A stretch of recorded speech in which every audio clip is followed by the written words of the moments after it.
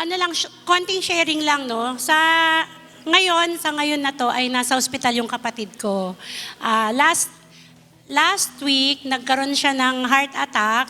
Dinala namin siya sa Marikina Valley for angiogram, pero dahil may nakitang bara, ay tuloy angioplasty na.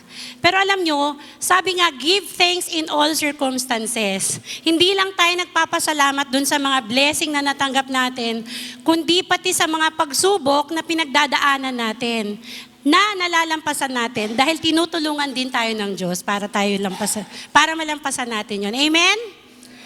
Good morning, church. Dumako naman po tayo sa ating tithes and offering.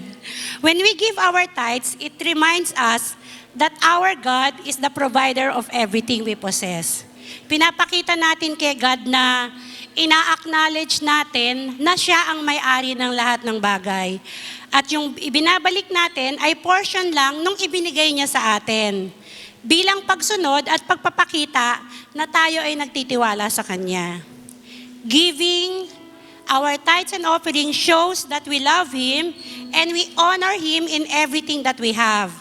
Sabi sa 2 Corinthians chapter 9 verses 7 to 8, each of you should give what you have decided in your heart to give, not reluctantly or under compulsion, for God loves a cheerful giver.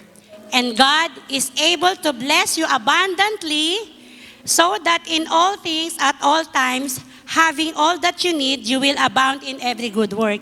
Imagine, nagbibigay tayo, tapos may ibibigay din kapalit sa atin si Lord.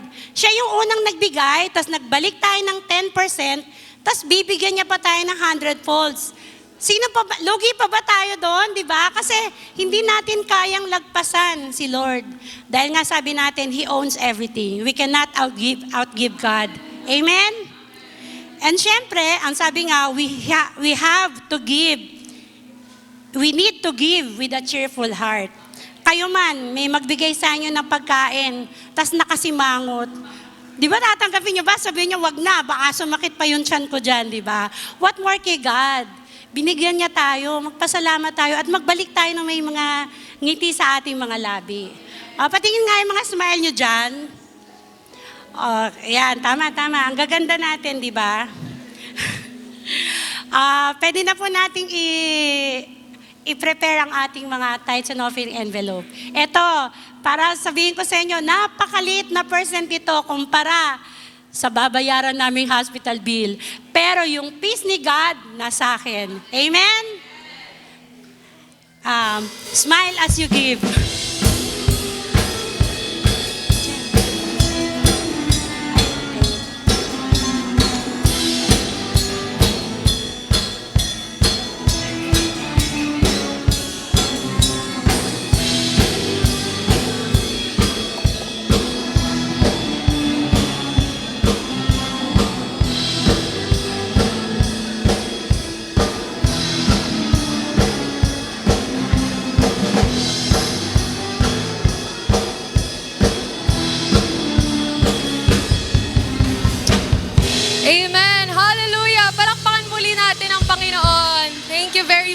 Sister Jock, alam niyo po, linggo-linggo na lang nakakarinig ako ng iba't ibang klaseng testimony. May it be related to healing, nakakuha kayo ng promotion, bagong sweldo. Pero linggo-linggo, iba pa rin yung impact, iba pa rin yung saya na nadarama pag naririnig natin ang mga ka-church natin na nagte-testimony.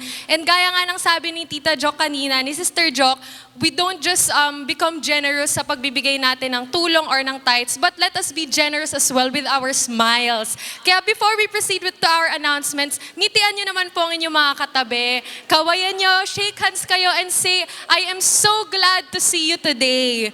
Today lang ha, hindi buong linggo. Amen. Hallelujah. And Sister Jock, a while ago, she shared about yung testimony niya sa healing. Iba yung klase ng prayer na nadarama niya sa healing. And when we pray nang mag-isa tayo sa ating mga kwarto or tuwing nagpe-praise and worship, nagpe-pray tayo mag-isa, ang saya sa pakiramdam. Pero mas lalo pang masaya pag sama-sama tayong nagdarasal. There's much more power kapag sama-sama tayo nagpe-pray. I know that firsthand when I first joined yung prayer group natin, yung prayer meeting natin. Every Wednesday po yon, 6 p.m. sa Emams Garden. When I first stepped into sa garden po, ramdam ko agad yung presence ni Lord na alam ko lahat ng ilalatag kong prayers nasagot na ni Lord, naresolbahan na yun agad ni Lord. And etong prayer na to, etong lahat na dinarama natin, weekly po yan. Pwede po tayong ma-follow up at pwede pa po tayong mas mapag-pray pa ng mga leaders natin sa atin namang mga cell group. Ito po, hindi lang siya every Wednesday, but iba-ibang araw po, depende po sa leader na pwede nyo pong makausap at sila po ang magsa-schedule. Sila rin po ang magsasabi kung saan po ang inyong cell group. So, if wala pa po kayong cell group, please reach out to our deacons, deaconesses, our pastors and overseers, or to our Facebook page para po maging in tune din po kayo sa cell group. Kasi iba po yung saya talaga na wow, may cell group ako, alam ko na meron akong kasangga sa aking spiritual walk. And worshiping every day dito sa church natin every Sunday, minsan nakakabitin po, no, na nagtatalon-talon ka na tapos biglang, nag-pray na si worship leader, tapos na yung worship. Ako po mahilig ako kumanta, kaya may times na bibitin ako. Huwag po kayong mag-alala kung kayo rin po ay nabibitin. Meron po tayong upcoming worship night, July 27, Saturday po yon, 6 p.m. dito po sa church. Kung bitin na bitin kayo at gusto nyo pa pong magkantahan at magsayawan para kay Lord, meron po tayong worship night. And of course, etong mga ginagawa natin na to, every Sunday, 10 a.m. ay kita po natin. Pero kung medyo late po kayo nagising, pwede po to sa ating 5 p.m. service. But if you're unavailable po ng Sunday, meron din po tayong Thursday service every 5 p.m. Dito rin po yan sa church, headed by our beautiful Sister Victoria. Yes.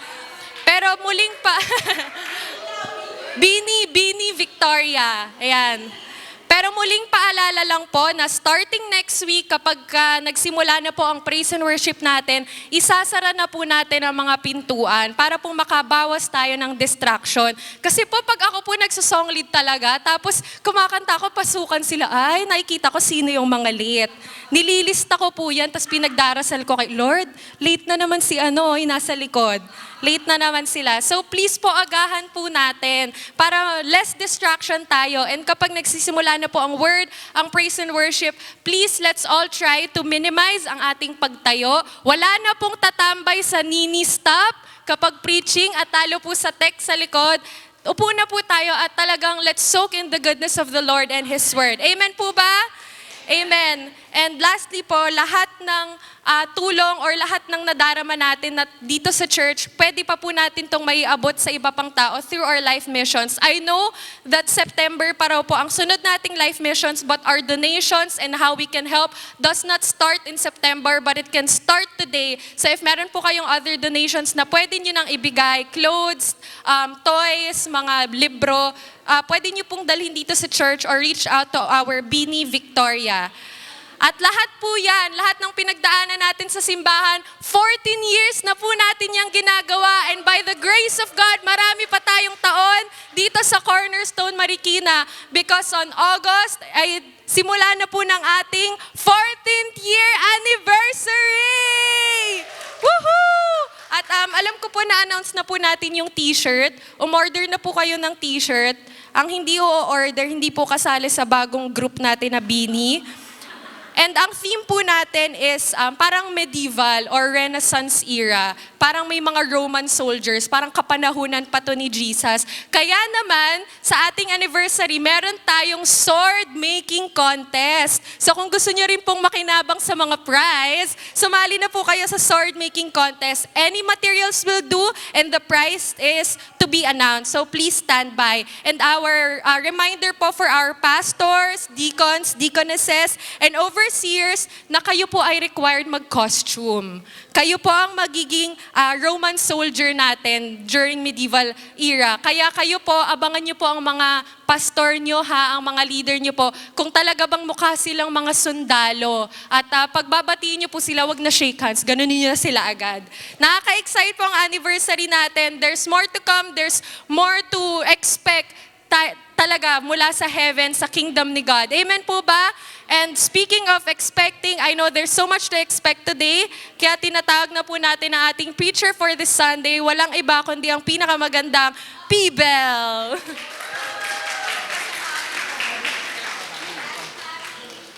Absent po si Mami today. Thank you, Kish. Sabi ko, lagot ka kay mami mo. Ayan. Magandang umaga po sa inyong lahat.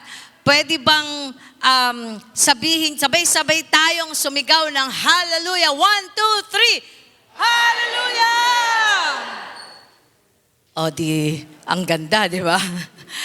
Ayan. So, excited po ako muli na makapagbahagi sa inyong lahat ng salita ng Diyos. Sobrang kagabi po while I was browsing sa akin pong ibabahagi sa inyo, I am supposed to share with you why the one that I shared sa 5 p.m. Then all of a sudden, may impression sa akin. Sabi, parang malinaw na malinaw, sabi niya, bakit iyon ang ipipreach mo? Dapat iba. So, sabi ko, Lord, naka-prepare na ako last minute, kagabi lang to. So, inisip ko, ano ba yung pinreach ni Sister Melwin? So, ang ating topic for the whole month of July ay alam nyo na. Ano po? Very good. Talagang nakikinig kayong lahat. Generosity. So, si Sister Melwin talk about, syempre, generosity. Pero ang focus niya is, ano yung pagiging generous? So, ang topic ko doon sa 5 p.m. is, why we need to be generous. Tama ba? Yes, nandun ka nung last Sunday. So last minute, ang galing talaga ng ating Panginoon and the Holy Spirit is so helpful. Binigyan ako ng ibang ang topic. At ito, the one that I will be sharing with you is, kailan mo malalaman kung ikaw ay generous na? Kaya ang tanong, ang title ay, ano po? Hindi. Generous ka ba? Bukas palad ka ba? Ayan. So, mari bang hilingin ko ang lahat na tumayo? Tayo po ay manalangin. Hingi tayo ng gabay ng ating banal na Espiritu sa atin pong pag-aaralan ngayong umagang ito. Panginoon, maraming salamat po. We are so blessed with how the praise and worship went about. It was so powerful that we have felt your presence in the midst of us. Lord, we ask that that your presence linger, Lord. Stay in this place. Dear Holy Spirit, ikaw po ang siyang mangusap, ikaw po ang maggabay, at itago mo, Panginoon, ang iyong abang lingkod sa iyong likuran upang ikaw ang mapakinggan, ikaw ang marinig, ikaw ang mangusap, and that your word will become a double-edged sword, that it will pierce through our hearts at ito'y maging rema sa bawat isa sa amin. Ikaw ang mapapurihan, ikaw ang maitanghal, ikaw ang maitaas sa umagang ito hanggang sa kabuuan ng aming pong mga services. In Jesus' name, and everybody say, Amen. Amen. Sige po, maaari pong makaupo ang lahat. Okay, katulad ng sinabi ko, our topic for the whole month of July is about generosity. Tiningnan ko po kung anong meaning ng generosity sa Tagalog. Ang sabi po, bukas palad. Ang sabi po, hindi madamot. Ano pa yung sabi dito? Mapagbigay. Iyan po ang pagiging generous o generosity. At tiningnan ko rin po ang meaning of the word generosity at ito po yung mga nakuha ko na mga meaning. Generosity is the virtue of being liberal in giving, often as gifts. Liberal, ibig sabihin, maluwag sa iyong kalooban. Hindi napipilitan lang. Hindi masama ang loob mo. Kung ikaw ay mahilig umattend ng mga parties, mga gatherings, mga handaan, mahilig ka, number one kang present. Pero sana naman ay generous ka din sa pagbibigay. Ibig sabihin, sana may dala ka namang kaunting nakabalot. Hindi yung pag-uwi mo, ikaw ang may nakabalot. Sharon, di ba? Di ba? Ugaliin na natin yon na pagpupunta tayo sa birthday, mag-isip naman tayo, ano ba pwede kong ipagkaloob? Yung hindi ka napipilitan lang. Lalo na kung ang pupuntahan nyo ay lamay. Dapat matik na yon. Ano kaya ang pwede kong iambag, iabuloy dito sa namatayan? Di po ba? That is generosity. Ibig sabihin, it's being liberal in giving, often as gifts. Ang isa pa, sabi po, generosity is sometimes used to denote charity. It is when you say charity, it's the virtue of giving without expecting anything in return. May nangangailangan, magbigay tayo, pero we do not expect from that person to give back to us. Ibig sabihin, pag tayo ay magbibigay, hindi lang naman ito material na bagay. It can be your talent. It can be your time na minsan napakahirap talagang ibahagi ang ating oras, lalo na kapag ikaw ay punong-puno ang iyong schedule. Di po ba?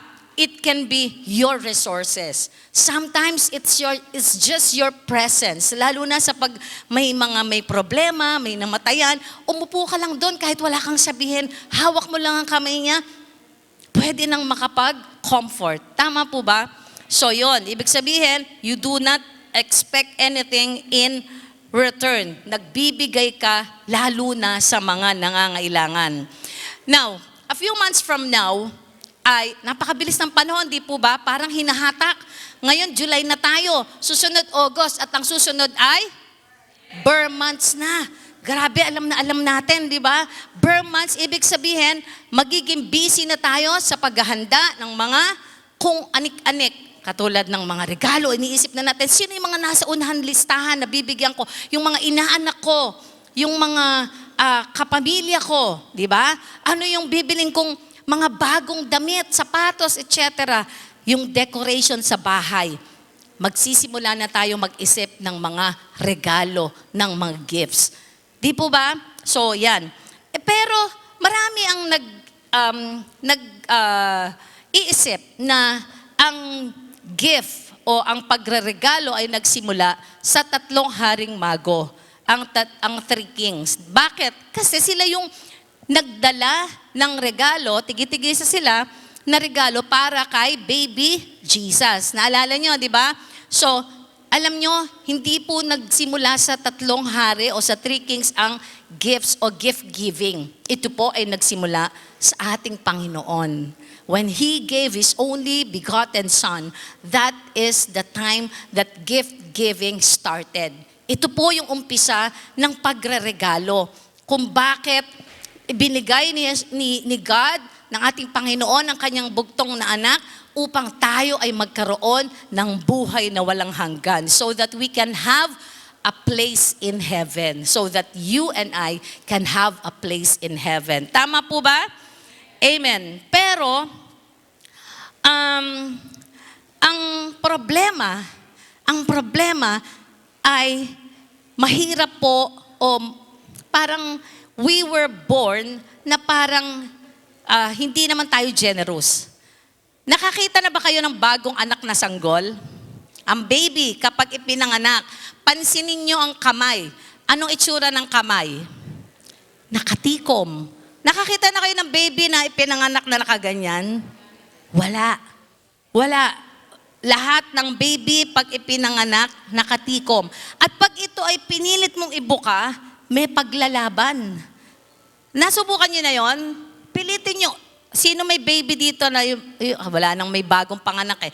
Pag ibinuka mong ganun, kusang babalik ito. May paglalaban at kung maibuka man, ito'y babalik. Bakit? Kasi tayo ipinanganak na gusto natin. Takers tayo. Tayo ay takers. Pero pagpansinin nyo, kapag namatay na, ano na yung palad? Hindi ka papatay, Avi. Hindi, joke lang. Yung namatay, naka-open na. Kasi ang ibig sabihin nito, wala na. Wala ka ng buhay. Wala ka ng ma-take. Wala ka ng kakayanan na magdala ng kahit ano doon sa libingan. Tama po ba? So, Kaya naman, ang ginagawa natin, ang mga bata habang sila'y lumalaki, anong ginagawa natin? Tinuturuan natin na mag-share, magbigay. Ang mga baby, like yung apo ko na si Sofia, pag sinabi mo sa kanya, give mama, may food, sasabihin niya, no. Pero hindi pwedeng i-tolerate mo na yon na ayaw niyang mag-share, ayaw niyang magbigay. So anong gagawin natin? Tuturuan natin na sharing is correct. Ang daming alam. Sharing is good. Sharing is fun. Ang dami, di ba? So, saglit lang po. Para habang siya'y lumalaki, nade-develop sa kanya yung habit o nagiging normal na sa kanya na dapat ay nagbibigay tayo. Kumusta naman po tayo? Tayo, ngayon na tayo ay may sarili ng mga isip, tayo ay malalaki na. Kumusta po ang ating pagiging o pagbibigay? Can you honestly say that you have become a generous person? Huwag niyo na pong sagutin. Sa sarili niyo lang. Have you been generous to people who are in need? Have you been generous to your relatives, to your friends, sa church? Hindi ko lang po sinasabi na material things. Have you been generous of your time, of your talent, na i-offer ito para sa ating Panginoon? Tapos na po ako sa aking introduction. Okay. Sige po, isipin niyo po, masasabi ba natin na ikaw ay generous na? Tingnan natin kung paano nga ba masasabi na ikaw ay nagkaroon na ng generous heart o ikaw ay mayroon ng bukas palad. Ito po ang pag-uusapan natin. Kung paano masasabi na ikaw ay generous na. Ang una po,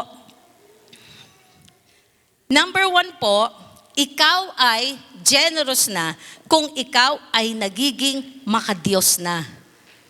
Nagiging makadiyos na. The godly are generous givers. Psalm 37 verse 21. Hindi naman ibig sabihin na nagiging isang Diyos ka. Ibig sabihin nito, nagkakaroon na tayo ng isa sa mga characters ni God, which is ang pagiging bukas palad.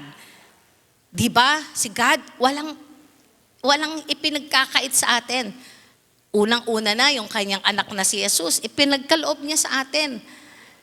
We have been provided with every need that we have.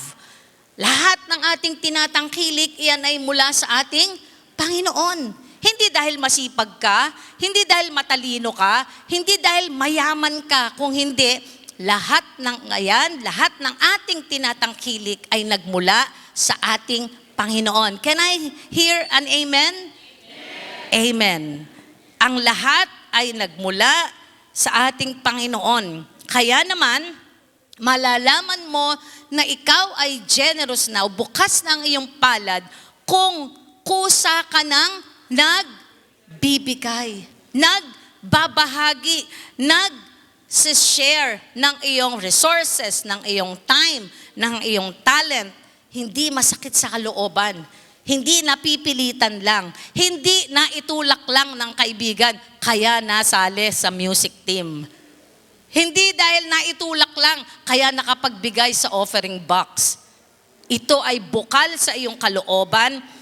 Ito ay nagmula sa iyong puso. Generous ka because you have a deep sense of gratitude of the things that God has given you.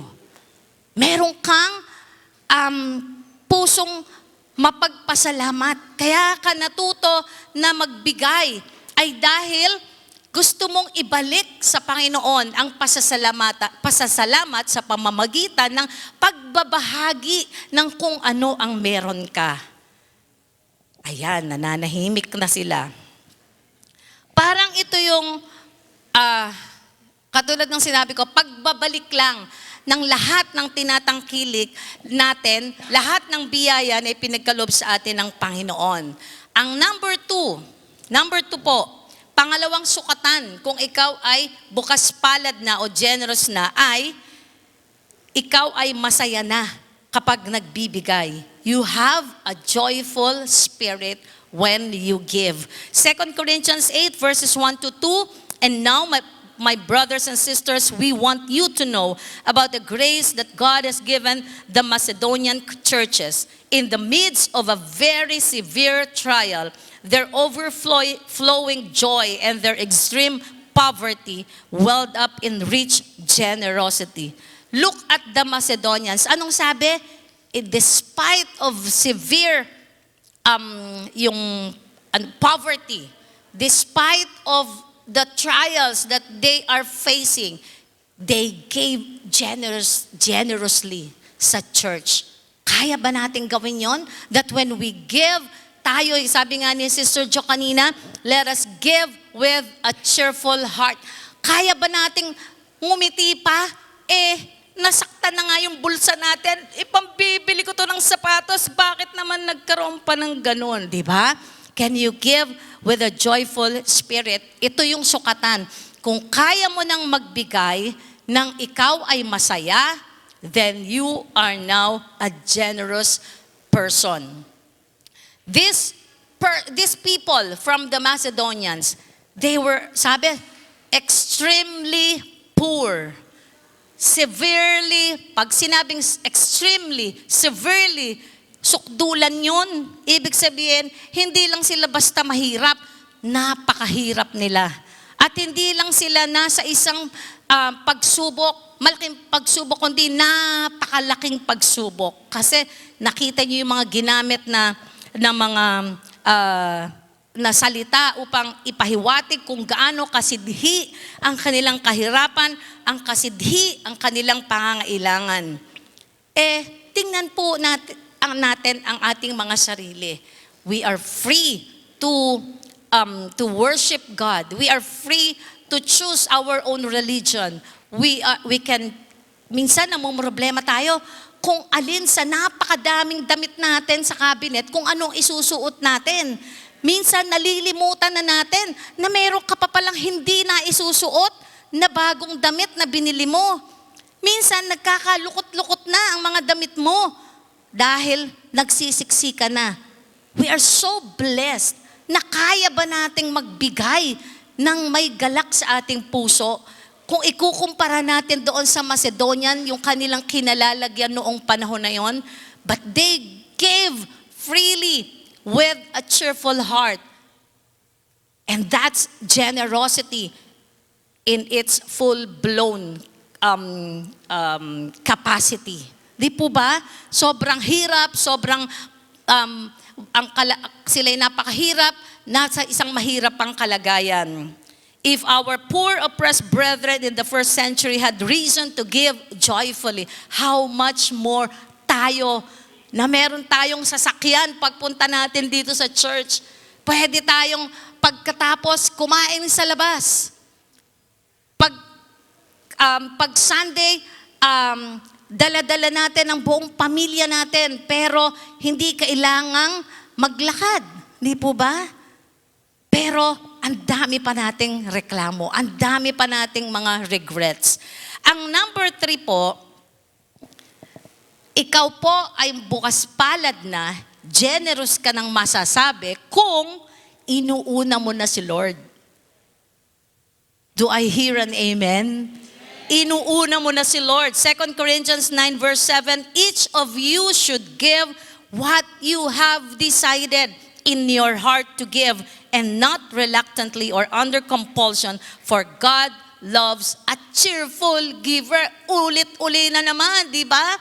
Eto, sa New Testament na to, di ba? So, ang linaw, anong sabi?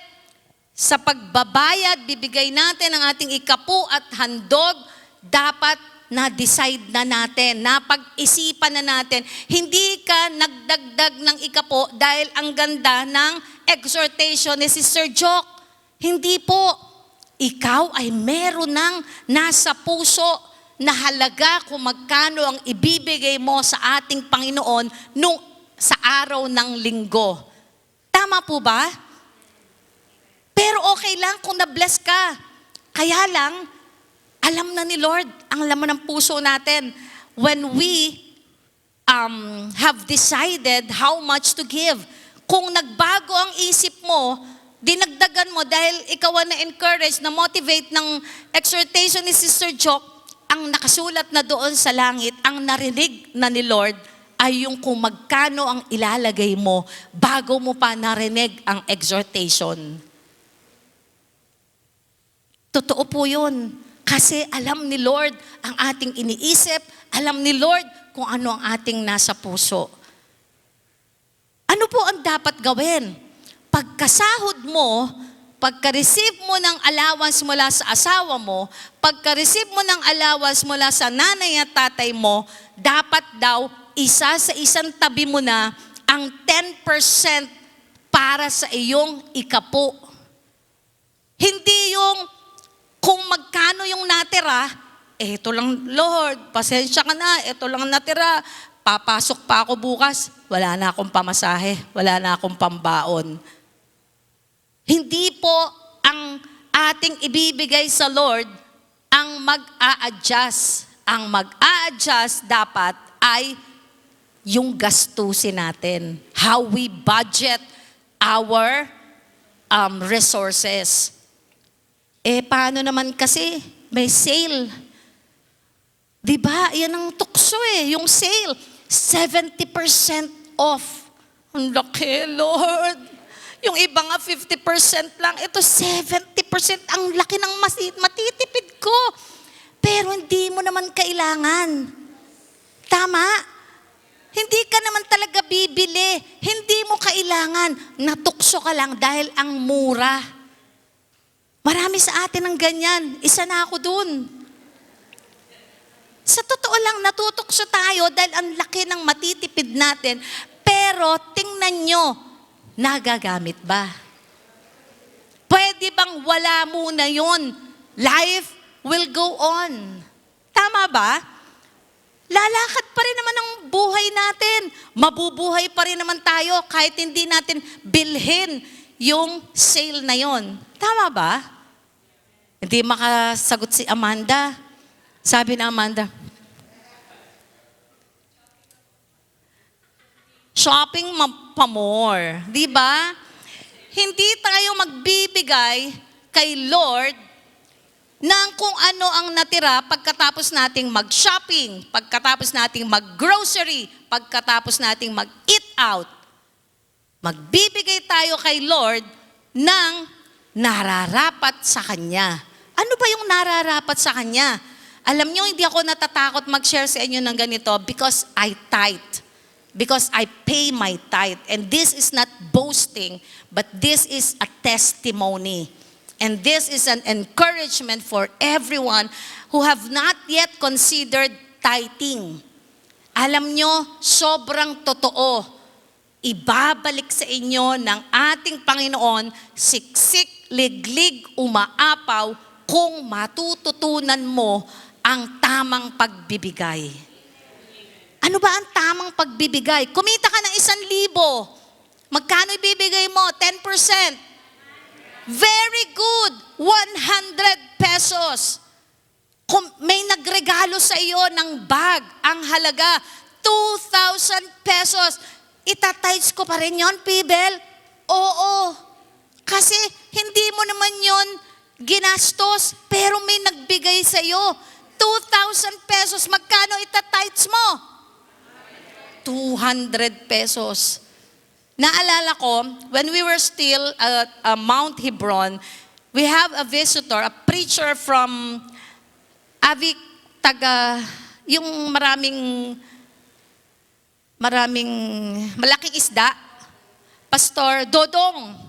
Si Pastor Dodong. Ano yung malalaking isda? Tuna. Ayan. Sabi niya, alam nyo ako, may nagbigay sa akin ng malaking tuna. Tinanong ko kung ilang kilo, magkano per kilo, kinumpyut ko. Ang sabi, parang halagang kunwari lang, 2,000. Nagbigay ako ng 200 na tithes. Sa Marikina, nag-preach ako, binigyan ako ng sapatos. Magkano yung sapatos? Binigay ang halaga, nag-tithes ako.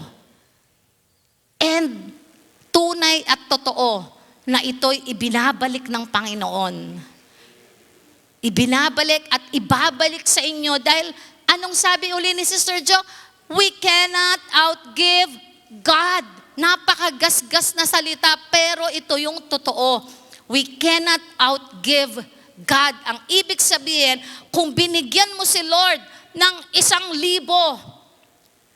ibabalik niya ito sa iyo. Siksik, liglig, umaapaw. Amen. Hallelujah. Palakpakan natin si Lord.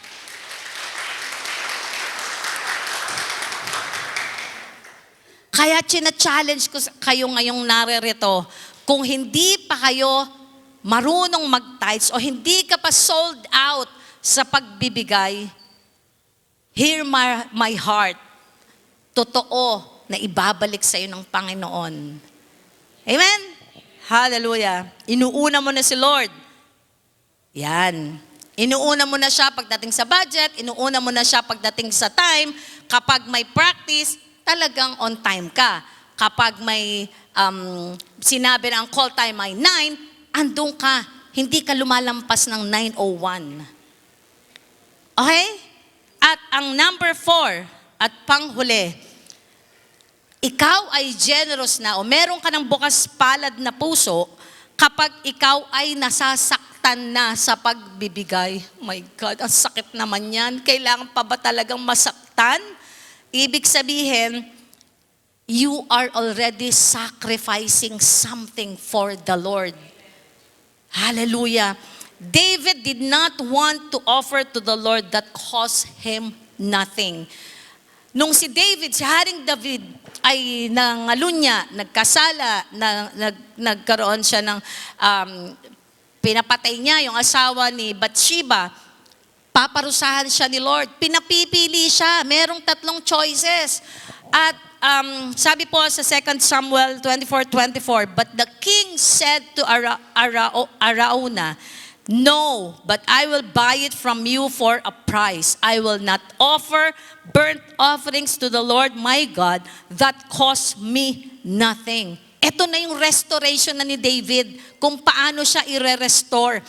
Sabi, sige, mag-sacrifice ka doon sa threshing floor of Arauna. Sabi niya, binibigay na sa kanya ng libre. Pero anong sabi niya? I will pay because I will not offer anything to the Lord that costs me nothing. Ibig sabihin, kapag tayo nasasaktan na yung bulsa natin sa pagbibigay sa Panginoon, then you are already generous. Ikaw ay bukas palad na. Naranasan nyo na ba na offering time na, pero last 100 pesos nyo na, ibibigay mo pa ba ito kay Lord? O akin na lang to, pamasahe ko, pambili ng kwek-kwek para naman ako ay may laman sa ang aking sikmura. Alam nyo, challenge, ibigay nyo pa rin sa Panginoon. Magpo-provide si Lord. I have experienced this a lot of times. Hindi ko na po babanggitin, pero I've been telling you this every time na mapunta tayo sa ganito. Pero talagang yung generous spirit ni Lord ay hindi po matatawaran. And generosity, ikaw ay generous na kapag kaya nang ma-stretch yung faith mo. Yung ating pananampalataya ay kaya nang mabatak. You see, ang mga bodybuilders, ang kanilang katawan hindi po bigla na lang lumaki yan dahil sinaksakan ng steroids. Iyan po ay pinagsanayan. Sa umpisa, napakasakit. Although hindi ko pa naranasan yan, sinasabi lang na kapag ikaw ay nag-umpisang mag-workout, pagkatapos mo, para kang binugbog. Dahil anong nangyari? Yung muscles mo ay nababanat. Ganon din po ang ating pananampalataya sa ating Panginoon. Kapag ito po ay kaya ng banatin, we have the faith that God shall provide for every need that we have, then you are already becoming generous. Kumusta po ang inyo pong pagiging generous? Ang puso nyo pagdating sa pagbibigay. Kumusta po ang lagay ng puso nyo kapag sinabi, meron tayong second giving para kay kapatid na ganito. Ikaw ba'y sasabihin mo, ano ba yan? Nagbigay na ako kanina, bibigay na naman ako ngayon. Si PK naman, may ang daming nalalaman. Di ba? O ayan, mag-a-anniversary. Magkano yung t-shirt? Ang mura-mura lang yan. Pag binili mo yan sa mura-mura. Bakit magkano yung t-shirt? 400. T-shirt lang na, nakalagay? Di ba? Breakthrough. Binibreak muna tayo bago tayo magkaroon ng t-shirt. Sinabi naman na ito ay para sa church. Katulad ng Macedonia, they gave out of their oppression, out of their poverty. They gave freely, joyfully unto the Lord. May kakayahan naman tayong bumili ng t-shirt. Huwag nang magreklamo. Naririnig ni Lord yun eh. Yung mga murmurings natin, naririnig ni Lord yan. Kapag ikaw parati na lang nagbubulong dyan, dami kasing alam nitong mga team na to, daming gastusin. Tapos magdadala pa tayo ng pagkain, kanya-kanya pa yan, makita mo. Ano pa yan? Pot bless pa yan. Di ba? Minsan may mga ganun tayong spirito eh. Alisin na natin yun. Kapag nasasaktan na tayo, ibig sabihin, we are becoming generous already. Nagbubunga na ang generosity sa ating mga puso. Nagbibigay ka ba without complaining? Nagbibigay ka ba without considering what will happen tomorrow? Then you are already becoming generous. Yan ang magiging sukatan natin. Ano yung pinag-usapan natin? Ano yung unang punto?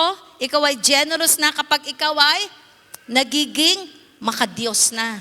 Number 2, kapag ikaw ay masaya sa iyong pagbibigay. Number 3, kapag, ang ganda, inuuna na si Lord. At ang panghuli, kapag tayo ay nasasaktan na sa pagbibigay. Hallelujah. More important than the physical blessings are the spiritual blessings. Tandaan po natin, ang spiritual blessing as ang mas importante sa atin. Ang material na bagay na uubos, napapanis, kinakalawang, natutunaw. Pero ang spiritual blessing kailanman ay hindi mauubos. Tama nga, we cannot bring anything when we die. Kaya hindi po masama.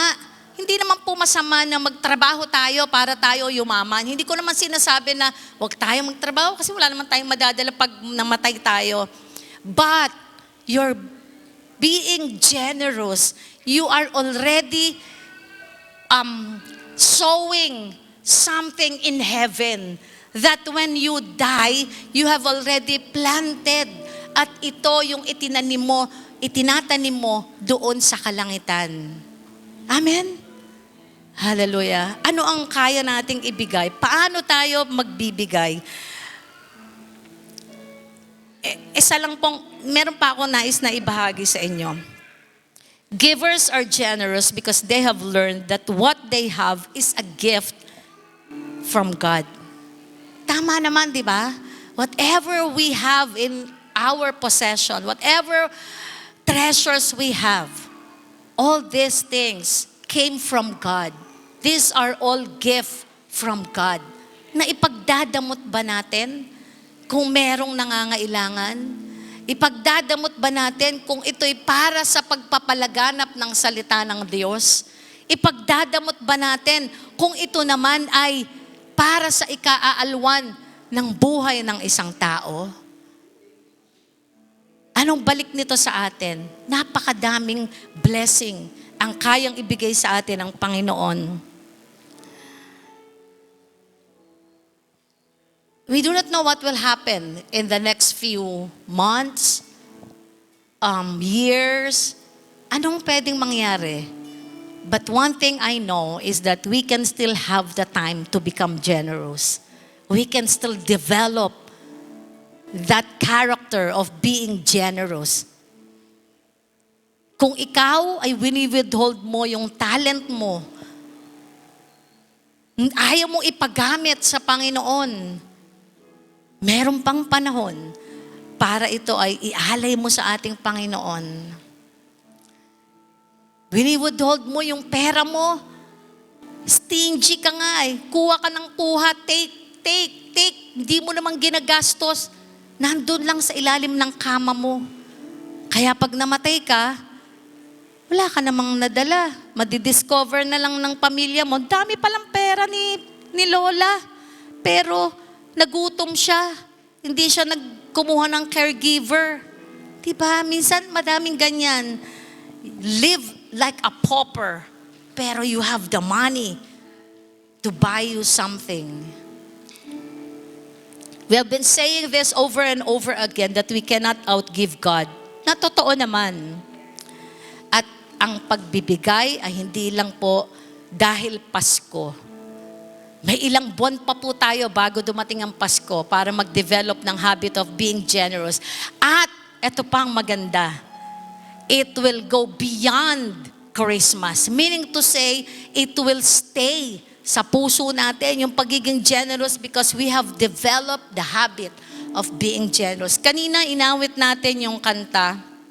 Sobrang I was really touched by the lyrics of the song. This is, I think, second time that I heard this song. Sabi dito, Lord, this is my desire to pour my love to you. Sana yun din ang laman ng puso ng bawat isa sa atin dito. This is my desire, Lord, that I can pour my love on you. Like oil upon your feet, like wine for you to drink, like water from my heart, I pour my love on you. If praise is like perfume, then I lavish mine on you till every drop is gone. I'll pour my love on you. Tayo po tayong lahat.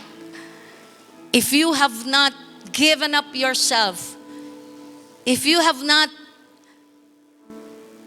sacrificed for the Lord, if you desire to pour your love on God, this is the perfect time for you to do it.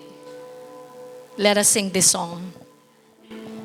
I don't know how to say exactly how I feel, and I can't begin to tell you what your love has meant.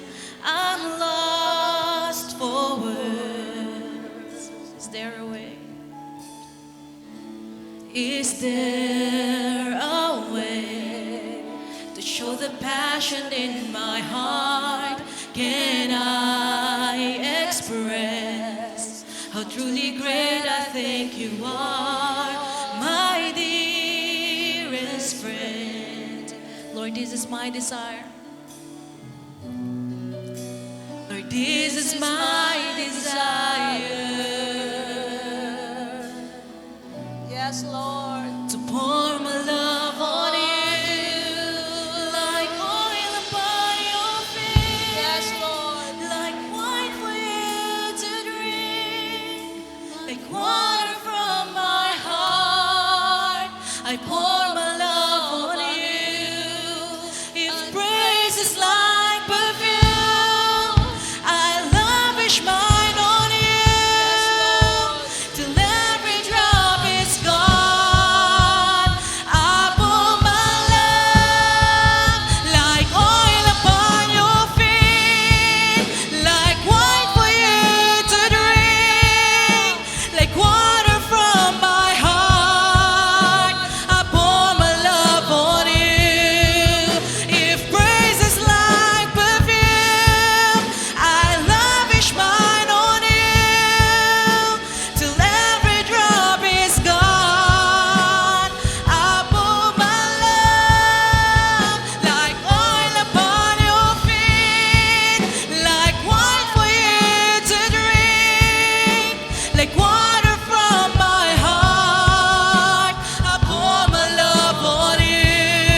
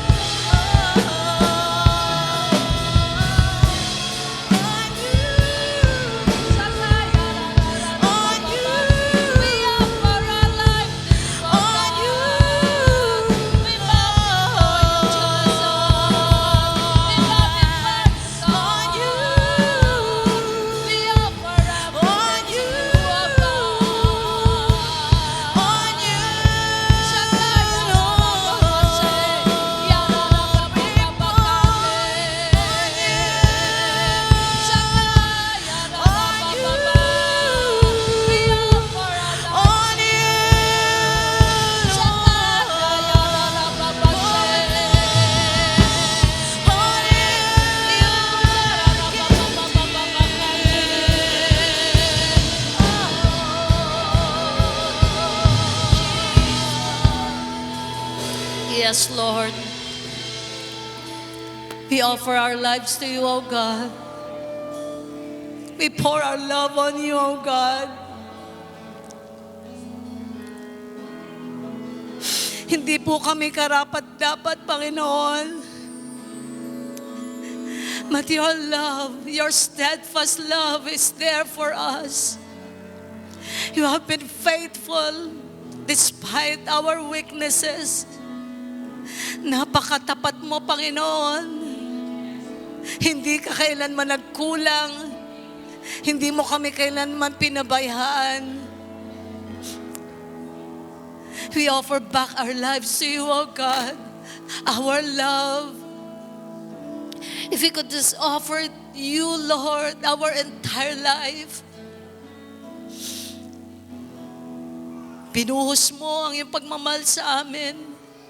Binigay mo ang buhay mo para sa amin.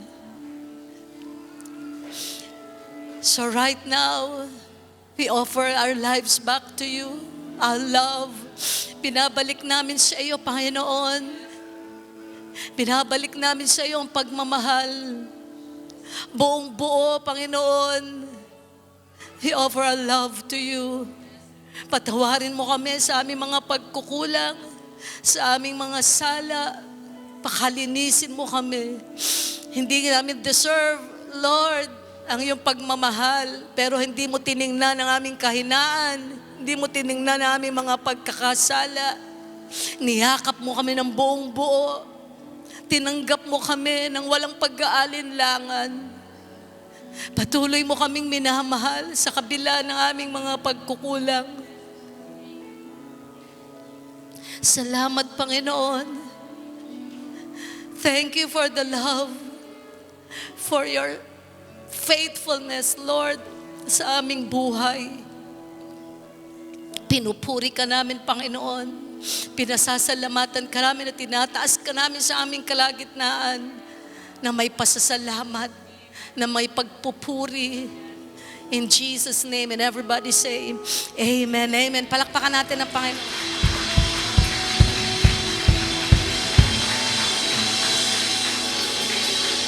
Amen. Praise the Lord. Taas po natin ating mga kamay for the benediction.